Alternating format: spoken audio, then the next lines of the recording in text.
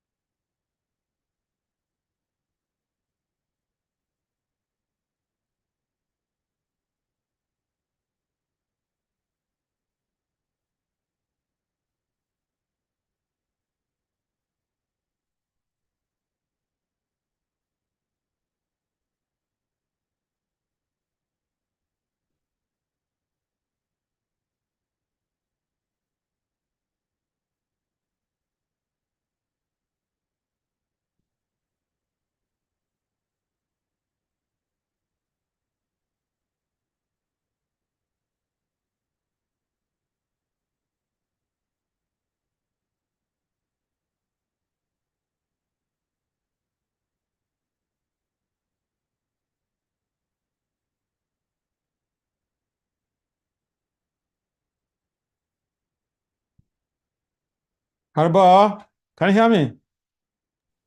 Yes, Maharaj, we can hear you. Hare Krishna, all glories to you.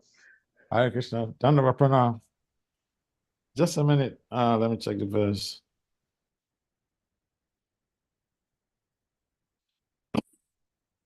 Om Namo Bhagavate Vasudevaya. Om Namo Bhagavate Vasudevaya. Om Namo Bhagavate Vasudevaya. Om Namo Bhagavate Vasudevaya. Om Namo Bhagavate Vasudevaya. Om Namo Bhagavate Vasudevaya. Narayanam Namaskritya Naram Cheva Narottamam Devim Saraswati Vyatsa Tato Jaya Mudirayat Nasta Prayesvabhadesu Nityam Bhagavata Sevaya Bhagavati Uttama Bhakti Bhavaiti Naistike. So Srimad Bhagavatam, Canto 5, Chapter 18, Text 10. Maghara Dharatmaja Vita Bandhusu Sango Yarisyad Bhagavat Prayeshuna Yaha Prana Vritya Paristuta Atmavan Siddhyatya Duran Natatindriya Priya. Word for word translation. Ma not. Agara house. Dara wife. Atmaja children. Vita bank balance. Bandusu among friends and relatives. Sangaha association or attachment. Yadi if. Shat there must be. Bhagavat Priyeshu among persons to whom the Supreme Personality of Godhead is very dear. Naha of us. Yaha anyone who. Pranamritya by the bare necessities of life. Paritustaha satisfied. Atmavan one who has controlled his mind and realized his self. Siddhyati becomes successful. Adurat very soon. Na not. Tata so much. Indra priyaha a person attached to sense gratification. Just a second.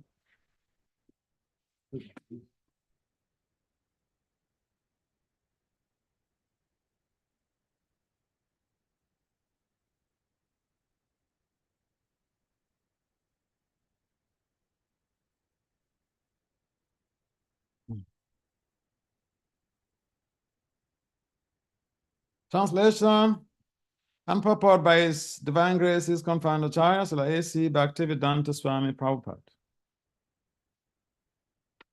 My dear Lord, we pray that we may never feel attraction for the prison of for the prison of family life, constituting of home, wife, children, friends, bank balance, relatives, and so on. If we do not have some attachment, let it be, if we do have some attachment, let it be for devotees, whose only dear friend is Krishna.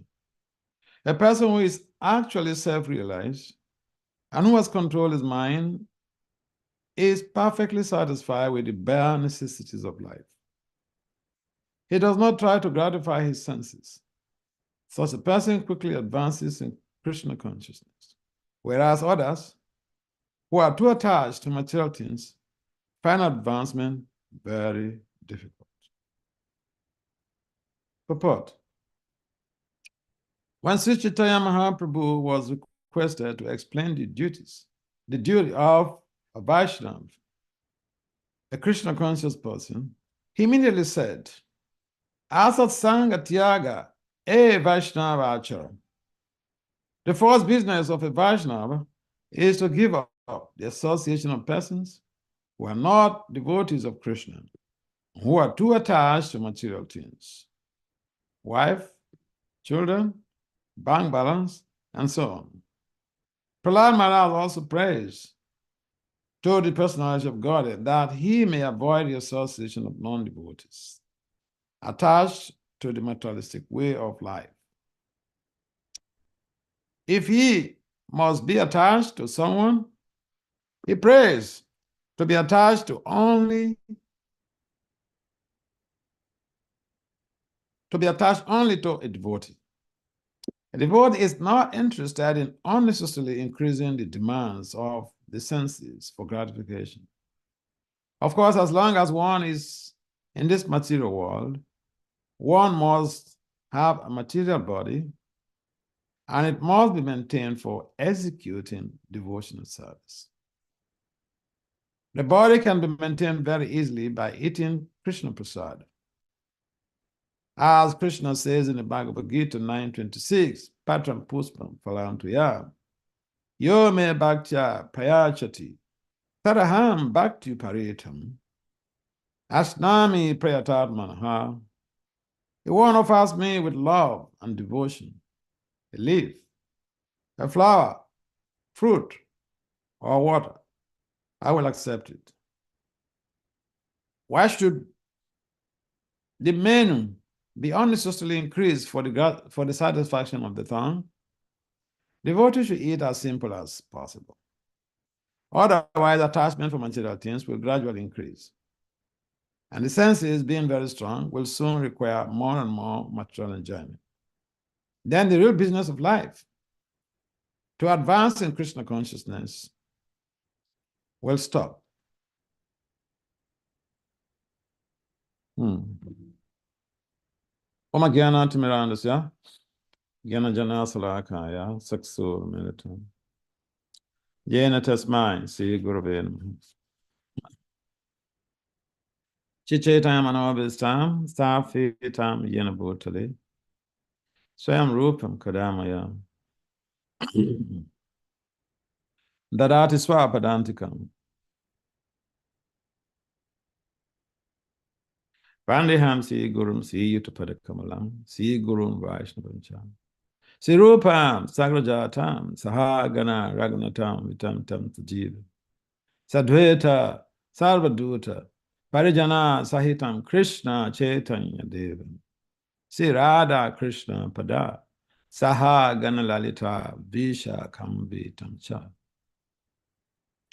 Hey Krishna Karuna Sindhu, Dina Bandhu Jagatpate, Gopesha Gopika Kanta, Radha Kanta Namostate, Tapta Kanchana Gourangi, Radhe Vrindavaneshwari, Vrishabhanu Sute Devi, Pranamami Haripriya. Vande Sri Krishna Chaitanya Nityananda Sahodita Godataya Puspavanto Chita Chanditamon Jaya Sri Krishna Chaitanya Prabhu Nityananda Sri Advaita Gadadara Sivasadi Sagora Bhaktivinoda. Hare Krishna, Krishna Krishna, Hare Hare, Hare Rama, Rama Rama, Hare Hare. Hare Krishna, Krishna Krishna, Hare Hare, Hare Rama, Rama Hare Hare. Hare Krishna, Krishna Krishna, Hare Hare, Hare Rama, Rama Hare Hare. Vancha kalpatari vyacha kripa sundabhyaya vacha patitanam pavanebhyo vaishnavebhyo namo namo namo Vishnu Padaya Krishna Vishaya Bhutale Srimati Bhaktivedanta Swami Itinam Namaste Saraswati Deva Gauravan Pacharane Nirvisesa Sanghavadi Pasatya Disatani.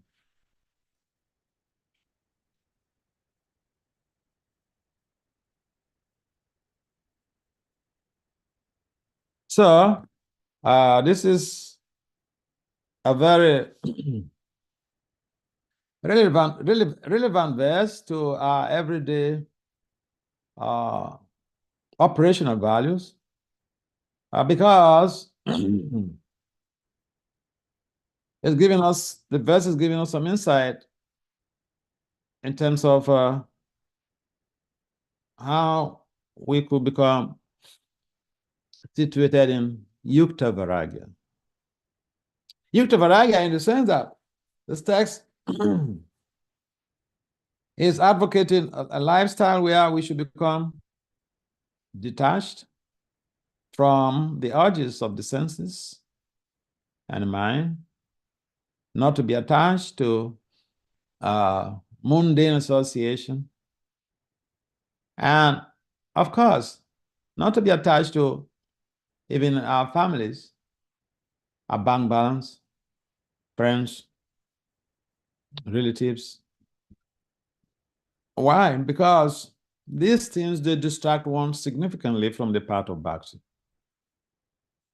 So, Srila Prabhupada and even Bhakti Siddhanta, they emphasize this phenomena of asat sangha, avoiding mundane association.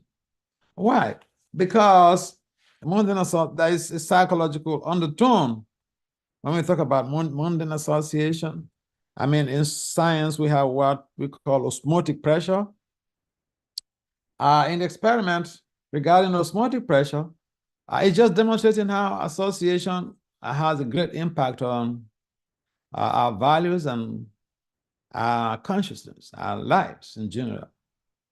Now, in osmotic pressure, two liquids are separated by a cell membrane.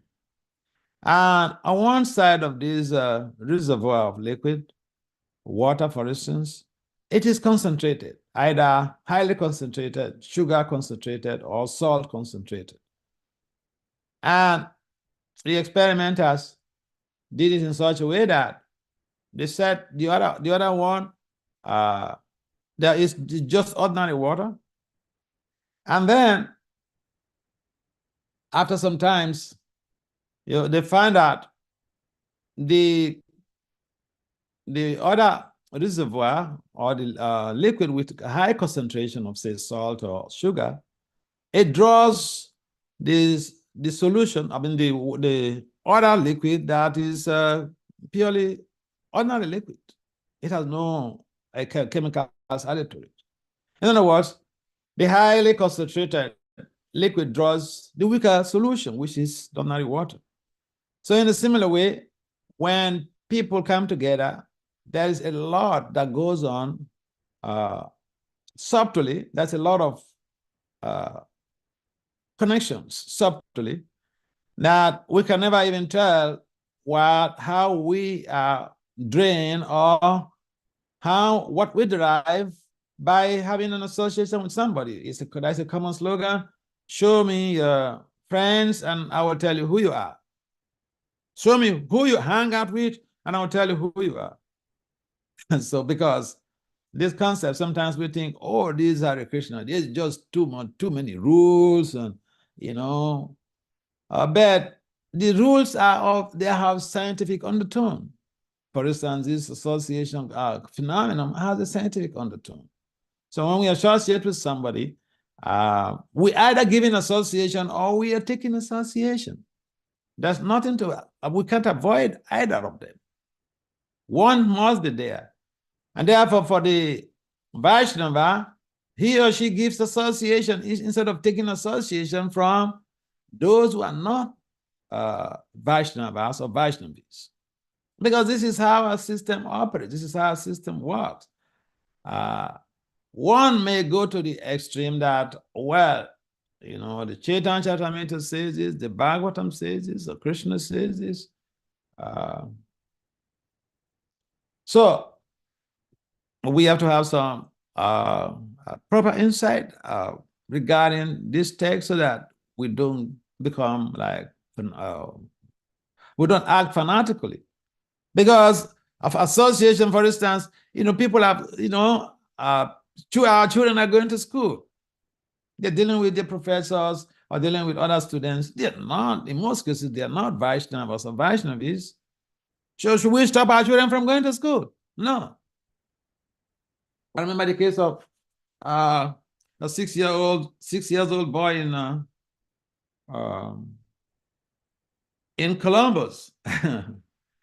Parents are Vaishnava and Vaishnavis. Vaishnava, mother is a Vaishnavi, dad is a Vaishnava. So this 6 years old boy, he made a devotee at school.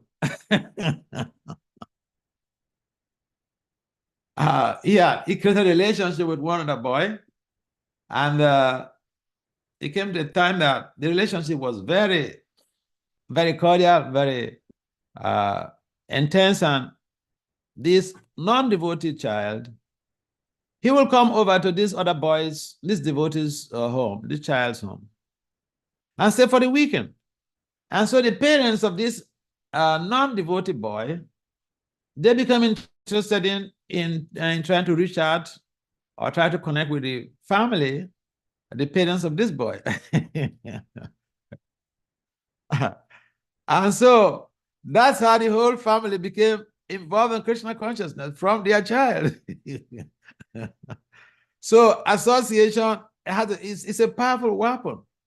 So either we give in association or if we are taking association from non-devotees, that is really, it could be very dangerous. Because then we imbibe their consciousness, we imbibe their culture, we imbibe their values, and then very soon we start acting like them. And this is why Lord Chaitanya had warned that we should avoid association of people who are not devotees. And therefore, it behooves the Vaishnavas or Vaishnavis to be fully equipped with Krishna consciousness, to radiate the appropriate devotional values, appropriate devotional energies, to get people attracted to us. In other words, when we go out there to mix with people, we should be giving association. And giving association is a psychological construct. It's a matter of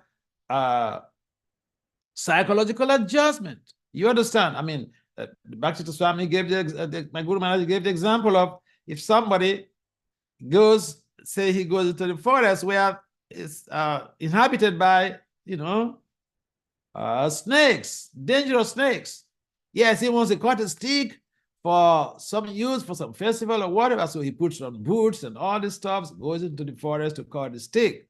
But he doesn't feel comfortable in that area. He does his job and then get out, understanding that there are snakes, there are dangerous animals around here.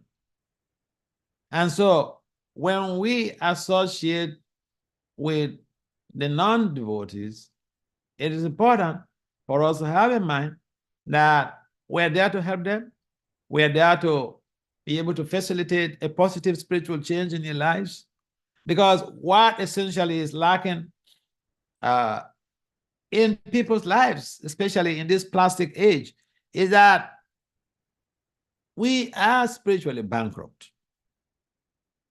And this spiritual bankruptcy translates into high-profile corruption, abuses, and all types of anti-social vices and even crimes. And so if the devotees understand that they have a lot to be able to render, to give in society, it's a matter of understanding what Acharyas is saying, what Krishna himself is saying, what Lord Chaitanya is saying, and to be able to translate that into practical reality. In other words, it's about implementation of those very spiritual phenomena and concepts, those spiritual constructs. We have to imbibe them and implement it in our own lives so that we can become role models for people out there. Otherwise, they read our books and then they understand. They are having some type of expectations, a behavioral modus operandi and behavioral modus vivendi from the Vaishnavas or Vaishnavis. And if we act the opposite, it means, then their whole objective of coming close to be able to imbibe a culture of transformation would be defeated. And so, yes, it's very good for us to study the scriptures. Rupa Goswami says we have to study the scriptures scrutinizingly. Nana Sastra, Visharanaika Nipun. We have to study the scriptures, not just reading, but we have to study the scriptures. And that is why the system is such that now there are valuable ways to systematically study Prabhupada's books. We have the Bhakti Sasri, we have the Bhakti Vaibhava. In fact, there are so many avenues available for the devotees to be able to imbibe a culture of transcendental reality in practice. Because when we do understand what the Bhagavatam is proposing, and we imbibe the culture that Lord Chaitanya Mahaprabhu himself demonstrated when he was on a planet. In fact, if we appreciate what Lord Chaitanya has inaugurated, the Sankirtan movement, which is based again on scientific value, the Sankirtan movement of Lord Chaitanya was established based on the synergy model. Synergy is a scientific, theoretical concept, which implies that when two or more people come together to engage in a particular project, the result is always greater than the individuals performing that very act and bringing the individual results together. And that is why Lord Chaitanya advocated our coming together to distribute the holy names of the Lord. And that helps us in becoming purified. And what will be the symptom? We no longer become attached to those things that could create material inebriety. And so the culture is very scientific and it's very practical. We don't need so much of high-profile skills even to become detached from the mundane affairs of this world. It's a matter of simply understanding why we need to do that, and we take a decision to be able to do it. Because the attachments, they create an avenue where we could have a chance of again coming back to this material world to fulfill those objectives. Because the different bodies we have is just a matter of our desires, our past desires. And so material nature facilitates, all right, this is what you want, all right, take this body and enjoy those desires and just fulfill your objectives.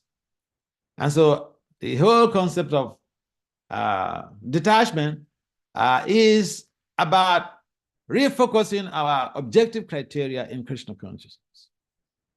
And if we do put Krishna in the center of all our activities, a detachment becomes very simple. And Lord Chaitanya Prabhu, he taught by his own personal demonstration the very idea of detachment.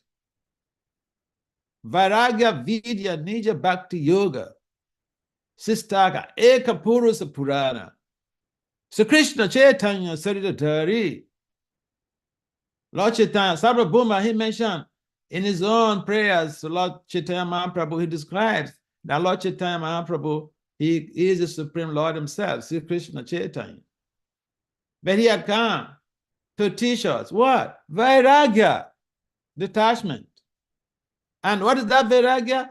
Yukta Vairagya, utilizing every resources we have at our disposal in the service of Lord Krishna. You know, there is, this is a major breakthrough in terms of Vairagya. Vairagya sometimes is misunderstood. Of course, there are different types of Vairagya. Even the monkey is engaged in Vairagya. It's called Makata Vairagya. Monkey jumps from one tree to the other. The monkey is very detached. It does not have any home. So, yes, monkey is detached from... The monkey does not have any home. He's not even attached to one single tree. He just jumps from one tree to the other. So he's very detached. It's like the 6 Goswamis. They don't sleep, even they sleep under trees, but even they don't sleep under one same tree for months. So the monkey is also very detached, but that type of detachment does not really give any devotional, functional reality. Because the monkey is detached from home, but he has so many girlfriends. And so, the idea of Yukta Vairagya is that we engage even our home, our wives, our family, our children in the service of Lord Krishna. And I feel very enthused. I see devotees children, and some devotees family. We're finding Hari Chakra. I mean, all of your children are devotees. I just met one devotee from Australia with his daughter. She's initiated, 19, she's initiated. There are some devotees in Mayapur, and I remember one of them, my friend's daughter. She was born here in America, but then the parents moved to Mayapur because of the child's education. And she's like the best kid in the whole of Mayapur. She's gotten already a second initiation before she turned 17. And she was the best student. Now she's in the international school. She hopes to go and study medicine. So there's no harm in having a home, a family, a wife, children.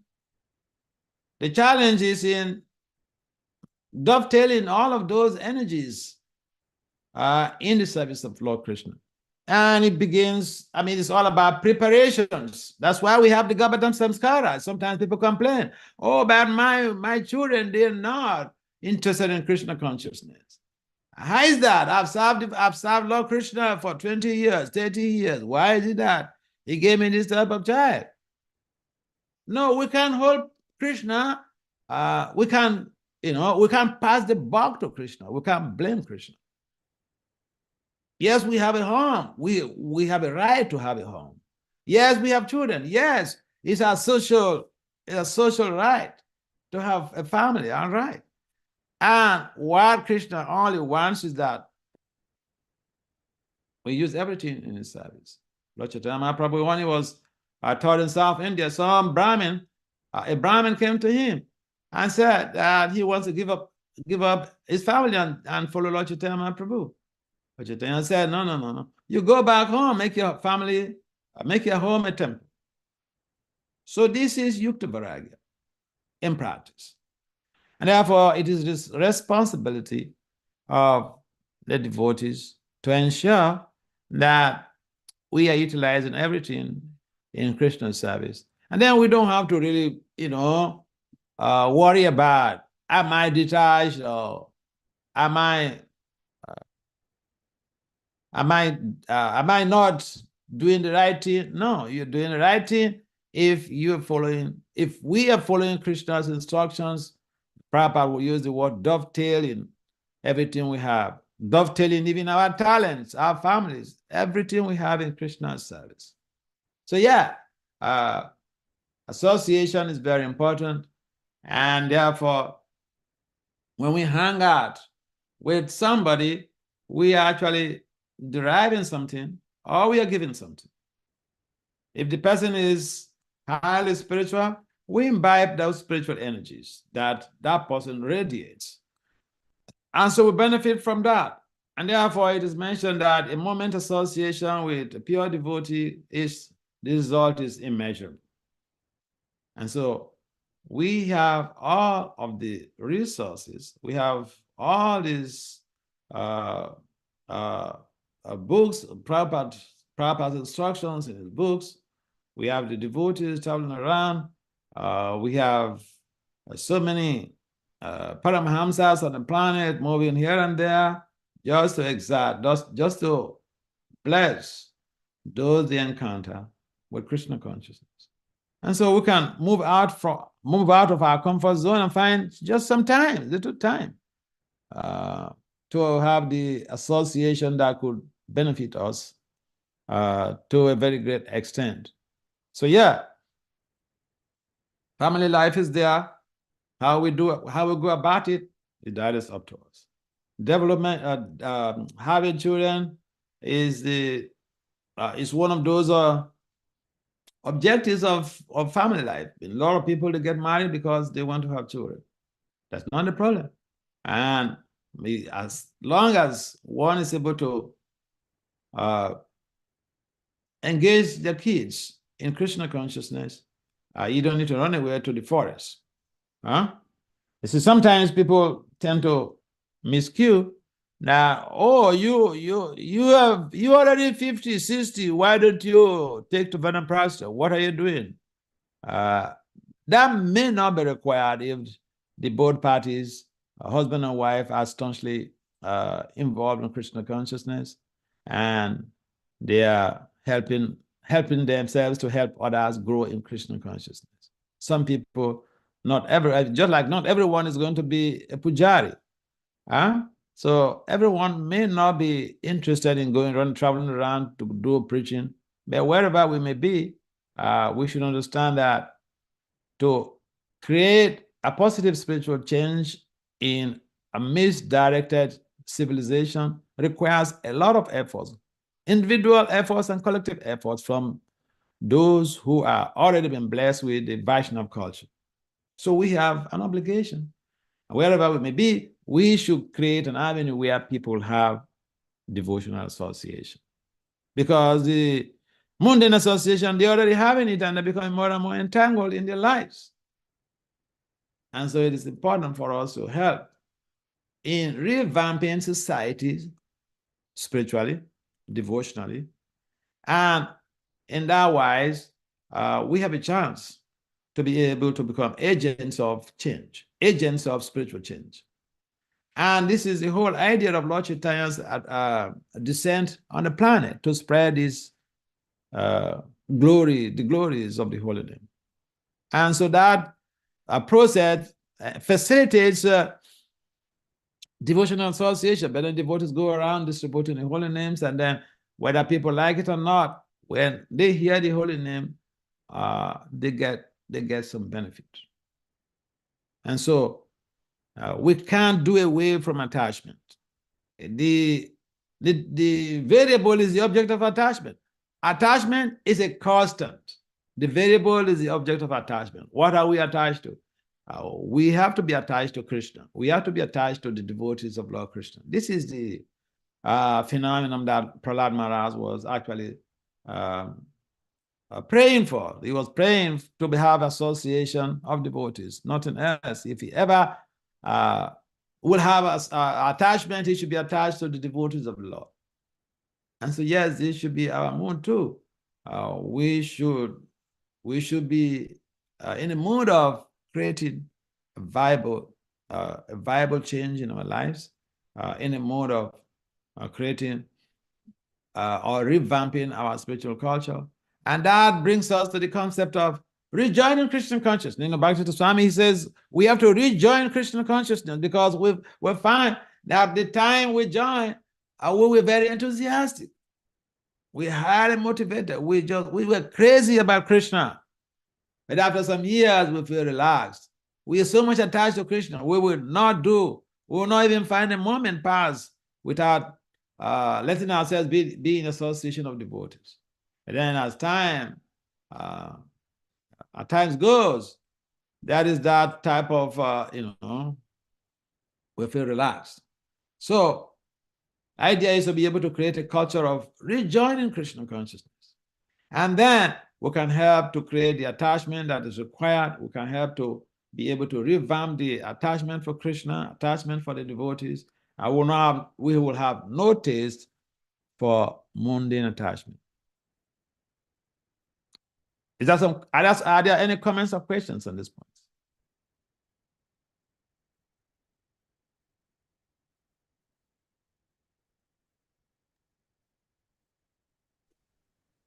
Hare Krishna Maharaj. If no one has anything, you can ask a question. Like in, Kali Yuga, things are getting harder and harder. Yeah. So maybe just to maintain a family might be quite hard.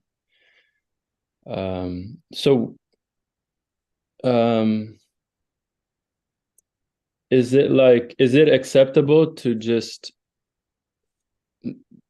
is just maintaining the family, is that enough of a service, or is that kind of like useless if we're not also contributing, significant amounts of Lakshmi to the temple or giving time to the temple? Yeah, it's a nice question. Now, if someone is initiated, he or she is a disciple. And what does the disciple do? The disciple helps the spiritual master in spreading the mission of Lord Chaitanya Mahaprabhu. And so we find that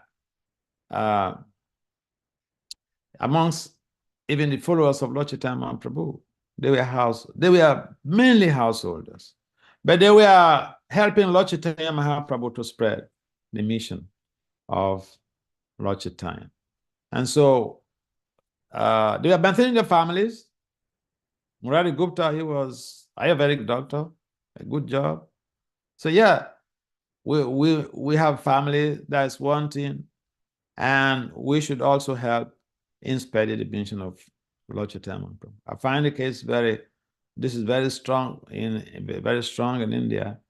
That especially during the marathon, the December marathon, the devotees, the professional devotees who live outside with their families, they are the biggest book distributors. And so, yeah, we can also do something to serve our spiritual master. Maintaining our families, that is our primary objective, but we can also do something to be helped in spreading the mission of Lord Chaitanya Mahaprabhu. Either we use our resources. I know the case of some of these devotees in India. There's some of them who can't go out, they don't have time to be able to go out personally to distribute the books. They sponsor, huge amounts of literature. And then those who can go out to distribute, they just go out to distribute the books. Because sometimes you'll find that you give a book to somebody and they say, oh, they're interested, but they don't have the money. And so that enables those people who claim not to have the money for the books to be able to get the books, and they wouldn't have any excuses there. So yeah, we can maintain our families and at the same time help in spreading the mission of Lord Chaitanya Mahaprabhu. We can render some service too. We can also take up some service from the temple president and do some service, directly engage. The Brahmins should help in doing some Brahminical duties like deity worship. Yeah. So back to your question, yes, we should maintain our families and at the same time render some service to the temple. Honorable. Any other comments?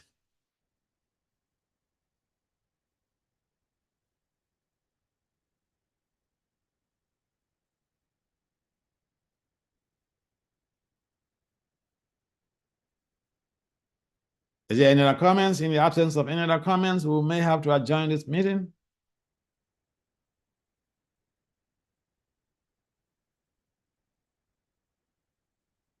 Okay, thank you very much for participating in this Bhagavatam class. Maharaj. Yep. Hare Krishna. Hare Krishna. All glories to Srila Prabhupada. All glories to you. have a Who's this? question. I Who's have a this? question. What's this? This is your little sister, Jambudvipa. Oh, Jambudvipa, you abandoned me because I'm a poor guy, right? Maharaj, What's your question? I have what may be somewhat of a controversial question, but I think Okay.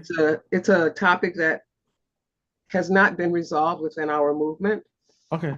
And you mentioned earlier about youths that may have parents that are in the movement, but they don't seem so interested, for, one reason or another.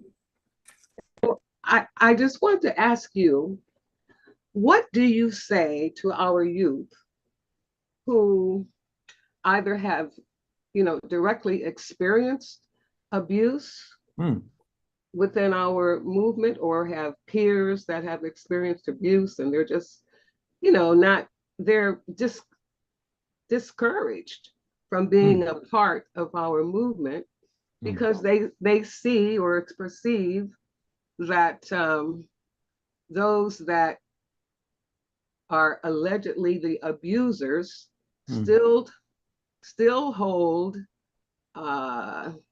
or are still held in high esteem, and seemingly there has been no accountability for their actions. What do you say to our youth? Yeah. Thank you very much, Jambudvipa, for bringing up this point. This is something that I tend to wrestle with, and I get into problem with some senior folks in our movement because of my opinion about this stuff. Yes, because the youth were very, very dear to our Guru Maharaj. Not only our Guru Maharaj, youth are very dear to Prabhupada very much. You know? So here is my take to that. And I said I wrestle with this issue a lot with other senior devotees because I'm also in Sabha. Sabha is a partner to the GBC. We review GBC resolutions, and before it gets taken and published. So I tend to think that we are not doing enough in trying to appeal to the youths in terms of, especially for those who have been abused and the abusers are still holding office or they're still being, they're having that esteemed position. You see, traditionally, if we take from the point of view of Lord Ramachandra's legal disposition. Now, when Ramachandra was on the planet, he had a jury. And there was a dog who was injured by a Brahmin. During the adjudication, this dog, the Brahmin was found guilty. He did not deny that he assaulted the dog. The dog was bleeding in the head. The Brahmin said he was coming on the road, and the dog was sitting on the road. He hushed the dog to leave the road. The dog refused to leave the road, and he hit the dog with his walking stick on the dog's head. And that's how the dog was injured. So they found him guilty. The court of Ram found him guilty. But then, you know what Ram did? What Ram and his juries, they did? They asked this dog, okay, we have found this Brahmin guilty for assaulting you. For this is it's called assault occasional harm. When you injure somebody, there is an injury. It's called assault occasional harm in legal terms. Now they told this Brahmin. They asked the dog, "What do we find this dog or this your offender guilty? What do you think is the best punishment for this guy?" They asked the dog. This is the Vaishnava system. They ask the dog. This is sometimes we tend to invent systems that are neither of legal constitutional orientation. We just want to invest our own ecclesiastical ideologies. And then people feel hurt because it's like an unprecedented adjudication, unprecedented judgment. or nothing is even done at all, or sometimes some of the things are swept under the carpet, or is just ignored, and the victim becomes dehumanized, traumatized. Sometimes when you're assaulted or abused, the effect goes with you for life. And so this is a very serious thing. You know, for me, the best thing to do with people who go outside of their boundary, when people commit crimes, when you abuse somebody, it's no longer part of the 4 regulatory principles. It's a crime. We are not we are not law enforcement agents. I tell the Sabbath people all the time, we are not law enforcement agents. If people commit crimes, we should hand them over to the law enforcement agents. We are not trained in enforcing laws, criminal laws. And so if the person who is abused is not happy perhaps with the resultant judgment or the resultant effect, or if even the whole thing is like, it's not taken, there's no serious action taken, you can't expect those youths to respect us. You can't expect those type of young people to have admiration for our leadership. You can't expect them to admire this movement. That's the movement. We have powerful teachings, powerful concepts and concepts, powerful devotional values. But if we don't practice what are embedded in our literature, people will take us to be hypocrites.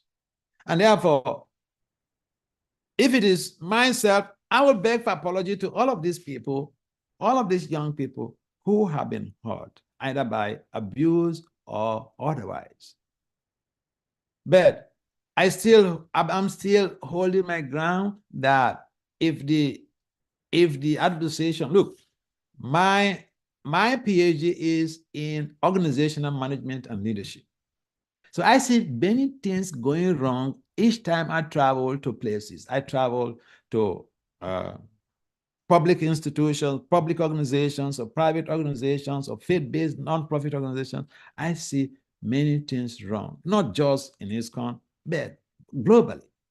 Because in most cases, people do not understand how to even lead. They don't apply the leadership, the leadership model designed for a faith-based nonprofit organization, for instance. And when people are hurt, when people commit crimes against others, I don't see the reason why we should not get them prosecuted. I think that could be a way out to pacifying those who are victims. And therefore, if that was not done, and then some of them, they see us like, hypocrites. But, like the general saying goes, we should not throw away the baby with the bathwater.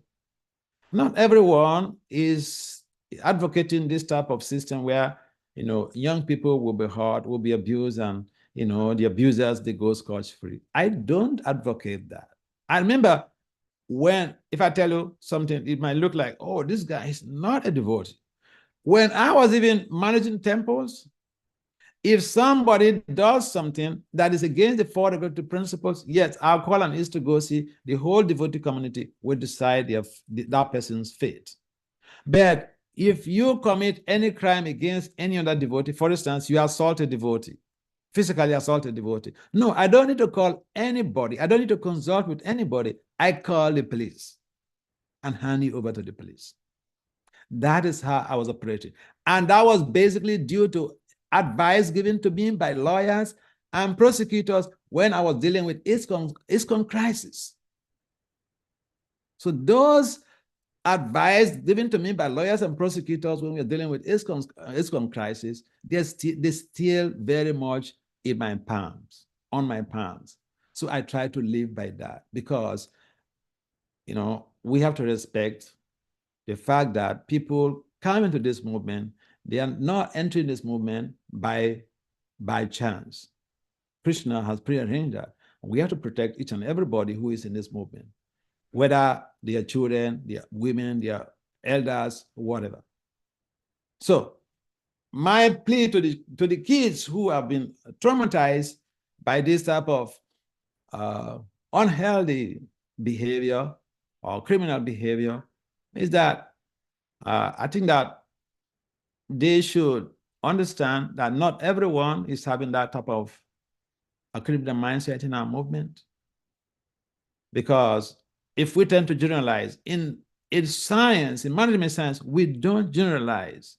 We don't say, because some people or some few people in ISKCON did something to some children, and therefore the whole of ISKCON, they're just completely crazy. ISKCON people, they're crazy. No, we cannot make that generalization. There are very good people in ISKCON. And so these children, or those who have been hurt by the behavior of other people, either criminal behavior or antisocial behavior, should understand that everyone is not bad, and that we hope and pray that they overcome this type of traumatic experience, and that we are not, all of us are not favorable to this quiet disposition of inaction when people get hurt.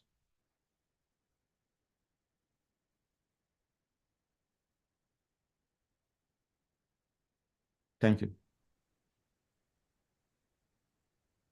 Hare Krishna Maharaj. Hey, Aribo. Haribo, good to see you. My camera's not working. This is Agni Vaishya in Chicago. From Chicago. Okay. Yeah, I had a question. You had spoken earlier about how enthusiastic, we all were when we first joined the movement. And as time passed, maybe some lackadaisical things came into our life, and getting mundane association. So my question is, what are some practical steps that we can do to reinvigorate our enthusiasm to serve and to engage in Krishna consciousness? Okay, that's a very nice question, Agni Vaishya Prabhu. I'm happy. I really appreciate that you are to call in all the way from Chicago. Yeah, to your question, how to revamp our enthusiasm. Yeah, enthusiasm is a psychological construct, and therefore, if we associate with people who are enthusiastic, who are radiating that enthusiasm, we will get affected by the enthusiasm.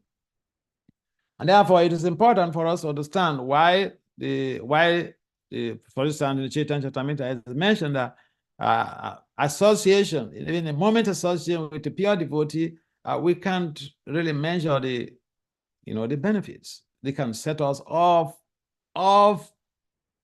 from the incarceration of repeated birth and death.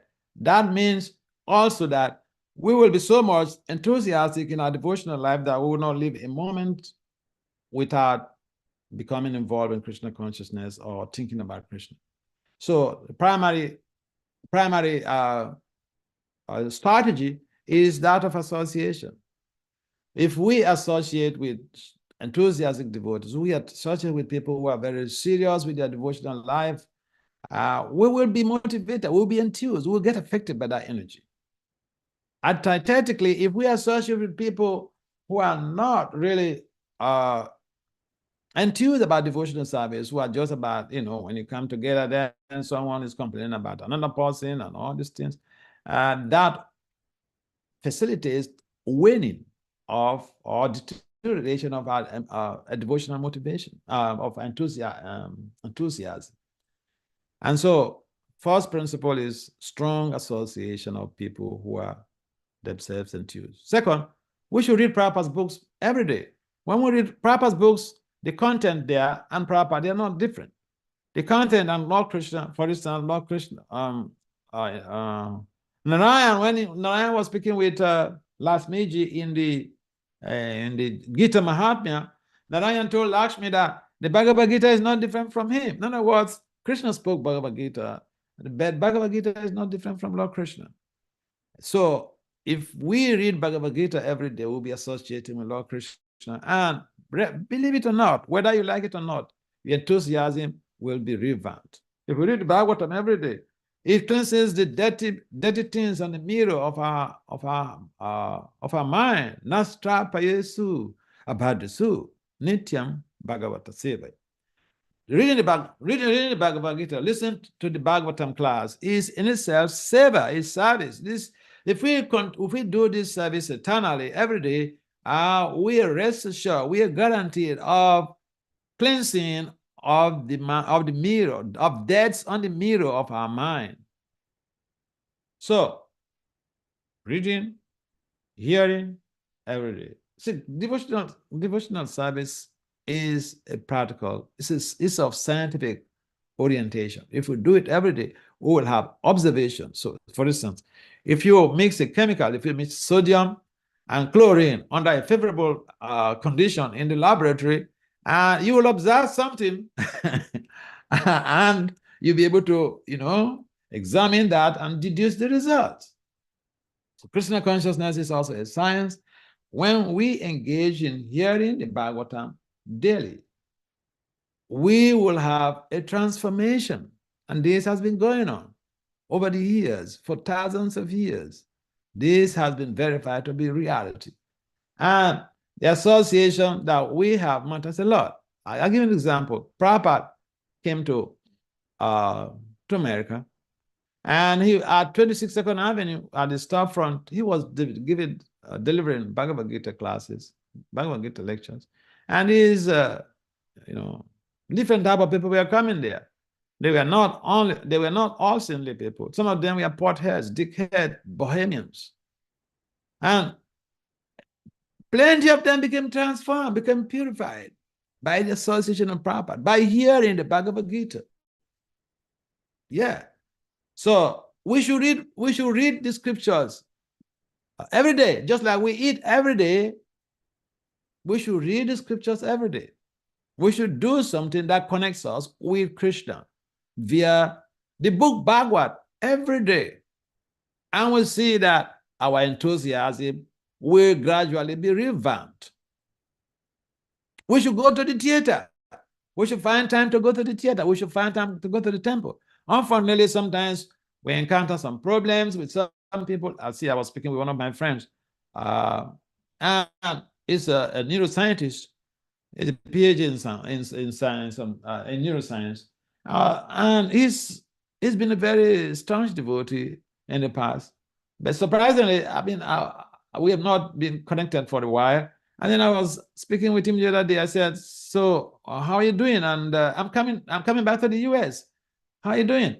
He said, he's done been going to the temple for a long time. I said, what? Why? And he started telling me about some challenges he was having with devotees and all this stuff. So we should not let anyone frustrate us in devotional service. We should never let anyone frustrate us in devotional service. We should see ourselves. We should visit the dam. We should visit Mayapur. When we visit Mayapur and Vrindavan, you feel the energies, enthusiasm. You will get it. You will feel it right there. The problem in going to these places is that how to live becomes a problem. And I found that several times I go to Mayapur and Vrindavan. I plan on living maybe in a couple of days, and to live becomes a problem. Because you feel the energies, they're completely different. You feel highly enthused.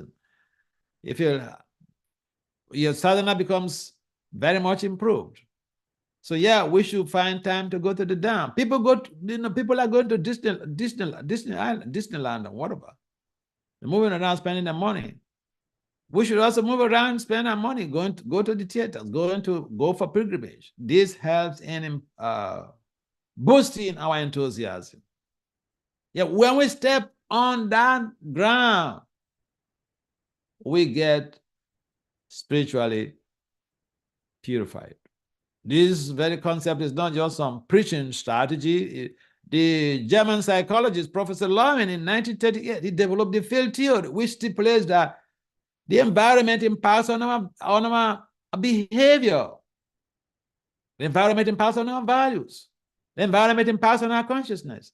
So when the acharyas say, Rupa Goswami says we should visit the dam, it's not just some fanciful statement. It is of spiritual connotation, and we should see how we are making a time to be able to visit the dam, because that helps us in revamping our enthusiasm. We should take only Krishna Prasadam. Even the grains that are cooked by non-devotees, we should avoid taking those grains. Why? Because the people who cook those grains, they are thinking about money. Because they are making those facilities available for the purpose of profit. And so their energies, their mental energies goes into the grains. This is one thing that, a number of people, especially in the Western countries, don't seem to identify. And the people don't like to cook, and they prefer to go to the, restaurants to buy food. That's okay. But we should also understand that when we are eating grains cooked by non-devotees, that is why Prabhupada never wanted us to eat burger outside, because the energies of those cooks goes into the grains. So we should avoid these things. We should avoid grains from outside. And this, because taking of grains from outside, gradually it helps to make us to have that type of uninterested attitude or lackadaisical attitude towards spiritual evolution. So it does have some effect, negative effects on our devotional culture. So they may look minor things, but each time the acharyas tell us something, each time whatever Prabhupada has told us, you ask me anything and I'll explain to you about the scientific value, the scientific undertone. So sometimes we look at it like, there are too many rules in ISKCON. I remember one lady, she came with her husband, Indian, Calcutta lady, beautiful lady. She came with very handsome man from France. Her husband with a handsome young boy, their son. And so the devotees came to call me, come talk to this couple, Maharaj. And so I want to meet them, and first question I asked the lady, you are from Calcutta. You are very lucky. This is where Prabhupada took birth, and Lord Chaitanya is from Bengal. So are you chanting Lord Krishna's name? Are you chanting the Hare Krishna Maha Mantra? Oh, she said she's initiated. I said, you're initiated, so you're following the 4 regulative principles? She said, no. She's eating meat. I said, initiated and you're eating meat? She said, yes. And so, it's the funny thing is that, she came to ISKCON, she wanted to be a member of ISKCON, but there's too many rules. Yeah, she said too many rules. So sometimes, people don't want to follow rules, but they are not rules. They are scientific models that help to revamp our consciousness, And so if we follow this tradition of not eating grains outside, going to the dam, visiting the temple, participating in some programs, especially if you're a professional during the weekends. Yeah, these things, they help to revamp our enthusiasm. There's so many other things there, but these are the major things. All right. Thank you very much, Agnawesha Prabhu. And I'll see you soon in Chicago. Thank you also, Maharaj. Good to hear you. Good to see you. Hare Krishna. Okay, so it's already past 8. And we have to close the class now. Or what do you think? Of course, today is today is Friday. People are going to work, so we have to end the class here. If there's no objection, we'll like to adjourn this meeting. Thank you, everyone, for participating in this Bhagavatam class. Thank you for your sustained endeavor in Krishna consciousness. Hari Hari Bo, Chila Prabhupada ki jai, Srimad Bhagavatam ki jai, Go Premanande, Hari Hari Bo.